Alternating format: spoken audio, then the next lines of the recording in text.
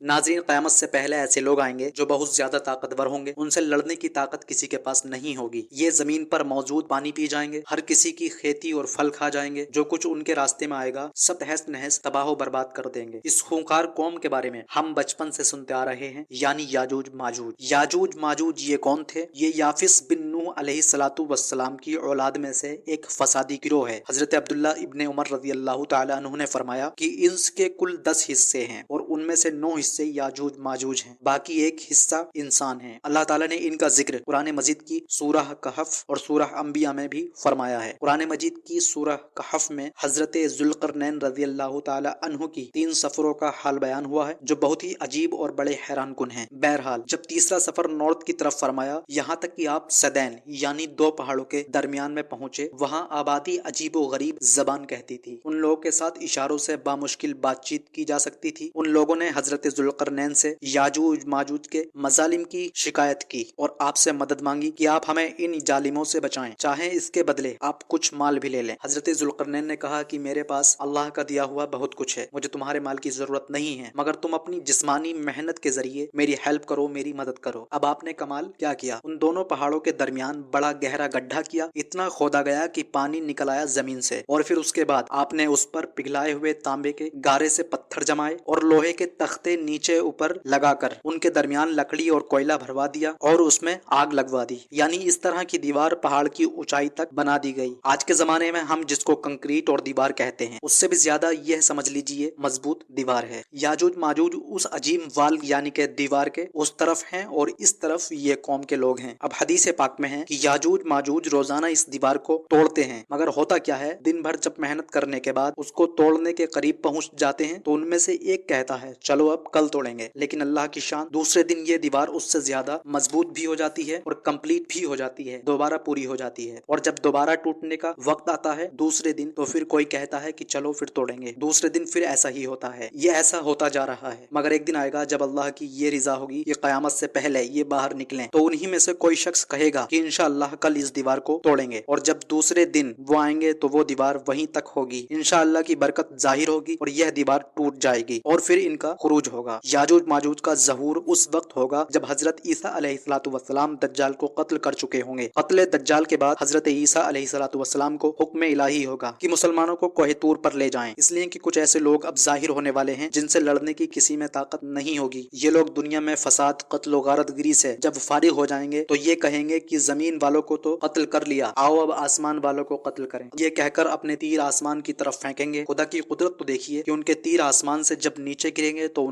उन पर खून लगा हुआ होगा। उस वक्त हजरत ईसा अलैहिस्सलातु वस्सलाम अपने साथियों के साथ मिलकर दुआ फरमाएंगे। अल्लाह ताला याजूज माजूज की गर्दन में एक किस्म का कीड़ा पैदा फरमाएगा, वो सब के सब यकदम मर जाएंगे। उनके मरने के बाद हजरत ईसा अलैहिस्सलातु वस्सलाम पहाड़ से उतरेंगे और देखेंगे तमाम जमीन उनकी लाशों से भरी पड़ी है। तो अब इतने लोगों को कैसे दफन किया जाए, कहाँ ले जाया जाए? अल्लाह ताला की शान देखें कि हजरत ईसा अलैहिस्सलातु वस्सलाम की दुआ की बरकत से अल्लाह ताला कुछ ऐसे परिंदे भेजेगा जिनकी गर्दन ऊंट जितनी होगी। वो याजूज माजूज के इन जिस्मों को उठाकर ले जाएंगे। कहाँ ले जाएंगे? जहाँ अल्लाह चाहेगा।